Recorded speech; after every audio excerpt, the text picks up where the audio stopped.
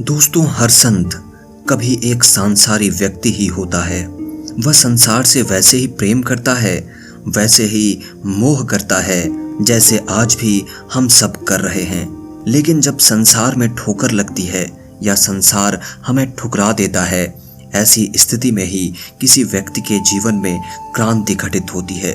उसके मन में प्रश्न उठते हैं और वही प्रश्न उसे किसी सद्गुरु, किसी संत के चरणों तक ले जाते हैं और अंत में जीवन मुक्त होकर संसार का कल्याण करने हेतु किसी साधु सद्गुरु के रूप में वही हमारे समक्ष आते हैं।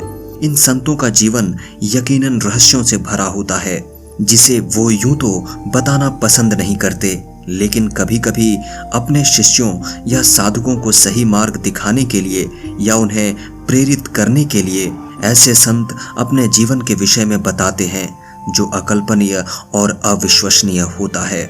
जी हाँ दोस्तों, आज हम बात कर रहे हैं एक कथा की जो शुरू तो होती है एक प्रेम कहानी के रूप में, लेकिन 3 जन्म बाद उसी से जन्म होता है एक आधुनिक संत का, जिसे दुनिया सद्गुरु जग्गी वासुदेव के रूप में जानती है। नमस्कार दोस्तों, मैं हूं विवेकानंद विमल और विमल वाणी पर भरोसा करने के लिए शुक्रिया। दोस्तों, करीब 400 वर्ष पूर्व मध्य प्रदेश के रायगढ़ में भीलवा नाम के एक बच्चे का जन्म होता है। यद्यपि भीलवा का जन्म सपेरों के एक कुल में हुआ था और वह खुद भी एक सपेरा था जिसे सांपों से बहुत प्यार था, लेकिन बड़ा होकर वह बिल्कुल लीक से हटकर चलने वाला एक स्वतंत्र मनुष्य बन गया। शिव का भक्त भीलवा स्वभाव से ही विद्रोही था। हमेशा से समाज के कायदे कानून को तोड़ने वाला वह एक ऐसा व्यक्ति था जो सामाजिक ढांचे में फिट नहीं बैठता था और उसे लोग एक विद्रोही के रूप में देखते थे।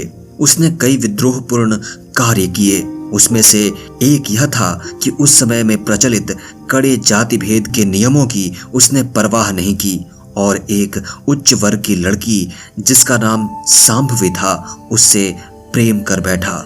वह उससे विवाह करना चाहता था, लेकिन समाज को यह बात रास नहीं आई और इसी कारण बहुत कम उम्र में ही उसे मौत की सजा दे दी गई। लेकिन दोस्तों, यह मौत इतनी आसान नहीं थी। भीलवा को एक पेड़ से बांधकर उस पर उसी का एक भयंकर जहरीला सांप छोड़ दिया गया। सांप का जहर उसकी रग रग में फैलने लगा। तब उसने मन ही मन यह तय किया कि इन जालिमों को अपनी भयानक मौत का तमाशा देखकर खुश नहीं होने देगा। उसने अपनी सांसों पर नजर रखना शुरू कर दिया। सांसें भारी होने लगी, मगर वह सिर्फ उन्हीं पर ध्यान देता रहा जब तक कि उसकी सांसें थम नहीं गई।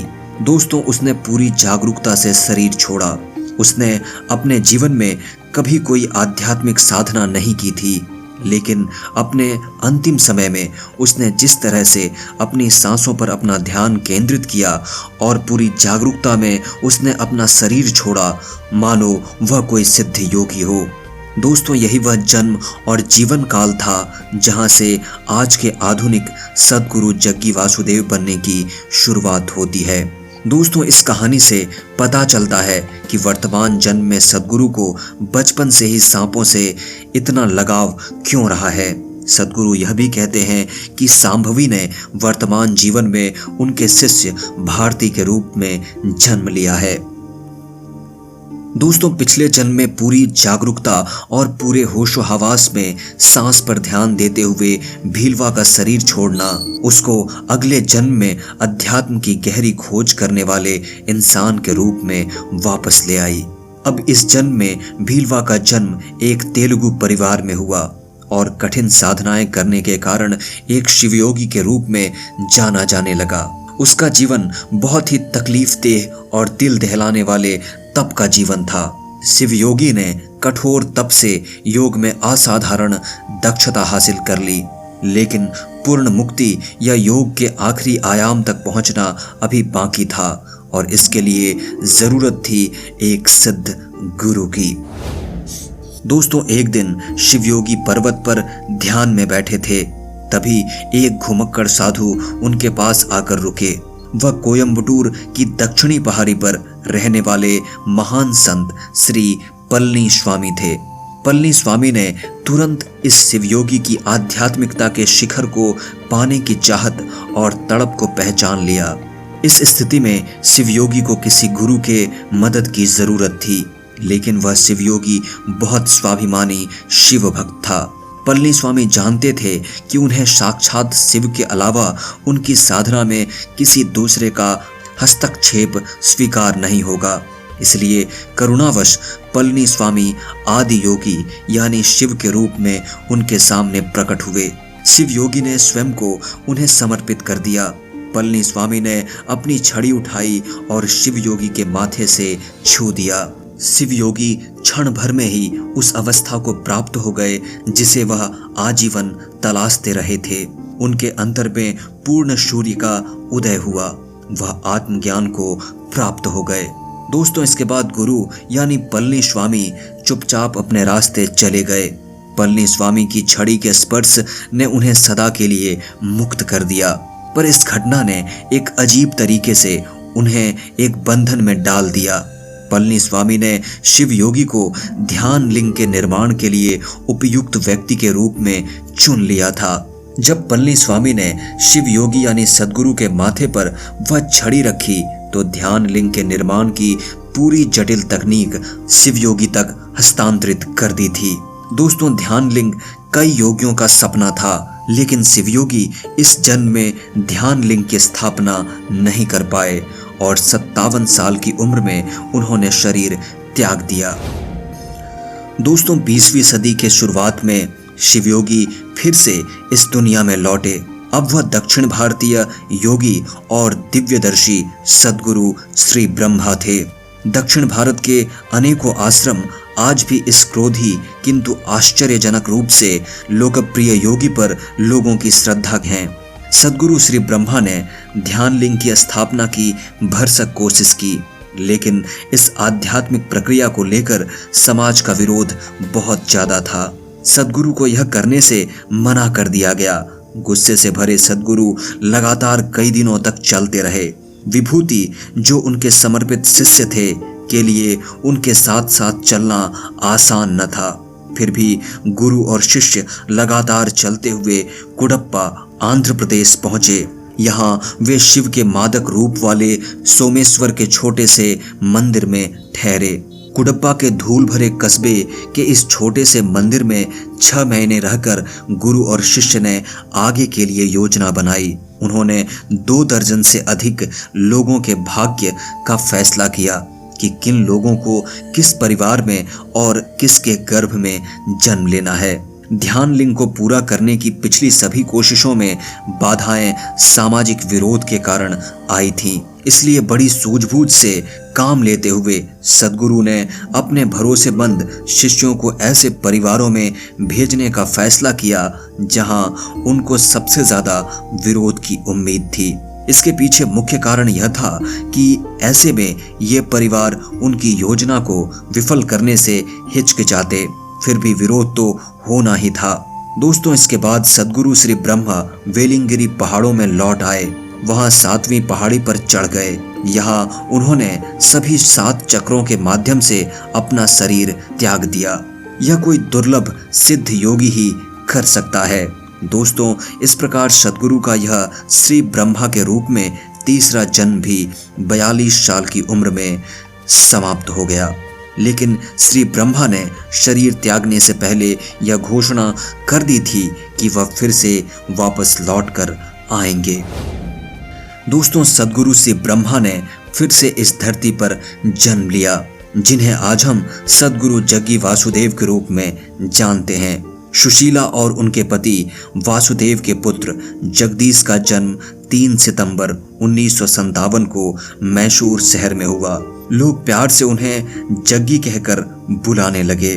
बड़े होकर जग्गी एक सफल कारोबारी के रूप में उभरे, लेकिन इसी बीच उनका आत्म साक्षात्कार घटित हुआ और उन्हें अपने पूर्व जन्म की सारी बातें याद आ गईं।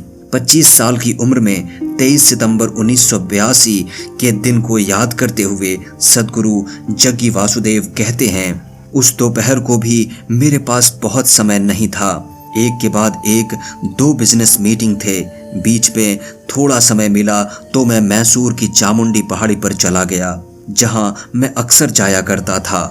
दोपहर में तपते सूरज के नीचे एक बड़े से चट्टान पर, जिस पर मैं अक्सर बैठा करता था, जाकर बैठ गया। बस कुछ मिनटों बाद मुझे यह भी नहीं पता था कि मैं कहाँ हूँ। उस पल तक अधिकांश लोगों की तरह मैंने हमेशा यही माना था कि यह देह मैं हूँ और वह कोई अन्य व्यक्ति है। अचानक कुछ ही पलों में मुझे पता ही नहीं चला कि कौन मैं हूँ और कौन मैं नहीं हूँ। जो मैं था वही हर जगह था। जिस चट्टान पर मैं बैठा था, जिस हवा में मैं सांस ले रहा था, मेरे आसपास का वातावरण, सब कुछ बस मैं ही बन गया था। मेरे पास बताने के लिए कुछ भी नहीं था, क्योंकि वह बताया ही नहीं जा सकता था। मुझे सिर्फ इतना पता था कि मुझे एक सोने की खान मिल गई है।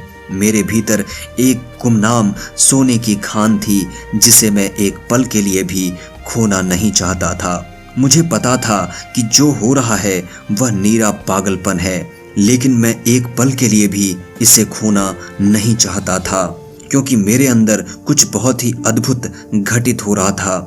मेरे भीतर आनंद फूट रहा था और मुझे पता था कि यह हर इंसान में हो सकता है। हर इंसान में एक ही आंतरिक तत्व होता है, पर यह उसके साथ नहीं हो रहा। इसलिए मैंने सोचा कि सबसे अच्छा काम तो यही होगा कि किसी तरह उनमें यह अनुभव जगाया जाए। मुझे पता था कि मुझे कुछ करना है, लेकिन क्या, यह मैं नहीं जानता था। फिर मैंने तरीकों की तलाश शुरू कर दी। दोस्तों, सद्गुरु के वर्तमान जीवन में यह सब बिल्कुल अकल्पनीय लगता है। 25 वर्ष की उम्र तक वह एक आम युवा की तरह ही कारोबार और पैसे के विषय में सोचने वाले व्यक्ति थे और एक आम जीवन जीने वाले आदमी थे। लेकिन इस घटना ने और पूर्व जन्म की जागृत हुई स्मृति ने उन्हें पूरी तरह बदल दिया। उन्होंने अपने साथ 7 शिष्यों को लिया और पिछले जीवन के कार्यों को आगे बढ़ाने में लग गए। दोस्तों, इसके बाद सद्गुरु ने फिर से पीछे मुड़कर नहीं देखा। उन्होंने इस जीवन काल में ध्यान लिंग की भी स्थापना की और अपने गुरु और अनेकों सिद्ध योगियों के सपने को पूर्ण किया। इस ध्यान लिंग की स्थापना में करीब 3 वर्ष लगे। दोस्तों, ऐसा माना जाता है कि ध्यान लिंग का निर्माण इस ढंग से किया गया है कि वहां बैठते ही किसी का भी गहराई से ध्यान लग जाता है और वह घंटों ध्यान में बैठे रहते हैं। दोस्तों, अंत में सद्गुरु के एक वक्तव्य के साथ आपको छोड़े जाता हूँ। सद्गुरु अक्सर कहते हैं कि जिस तरह से भारत में सड़कों पर चलते हुए आप कहीं न कहीं सब्जी बेचने वाले से टकरा ही जाते हो, उसी तरह यह मेरा स्वप्न है कि एक दिन जब मैं सड़कों पर चलूं तो मैं बुद्ध पुरुषों से टकराऊं। दोस्तों, हम उम्मीद करते हैं कि सद्गुरु का यह सपना भी जल्द पूरा होगा और इसी जीवन काल में पूरा होगा। उम्मीद है दोस्तों आपको यह वीडियो पसंद आई होगी। वीडियो को लाइक करें, शेयर करें, कमेंट करें और चैनल पर नए हैं तो सब्सक्राइब करके बेल आइकॉन प्रेस कर लें। बहुत बहुत शुक्रिया, धन्यवाद।